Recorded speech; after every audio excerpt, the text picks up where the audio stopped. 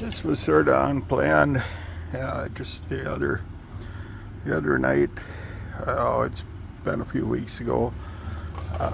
Somebody's channel, Ed Goslin Farms. We were talking about the old Surge and the old DeLaval buckets. Now I do remember Dad using a DeLaval bucket or two, I guess, but I wasn't old enough to help by then. By the time I was old enough to help, he'd picked up a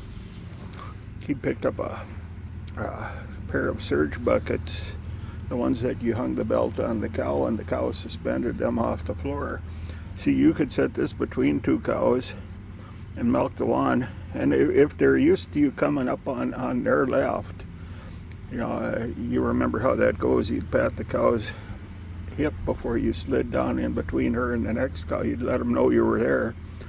You wouldn't have to move this bucket, but she's about 7 gallons, I think, maybe 10. Anyhow, yeah, we had a few cows that had filled them over half full by themselves, but yeah, it was different times. But the discussion we had, Ed and I, if you can read that on there, let me see if I can focus it in. DeLaval, a registered patent office, is 06. If you can read that. Anyhow, I knew I had some of the inflation cups. I'm going to tell you the truth.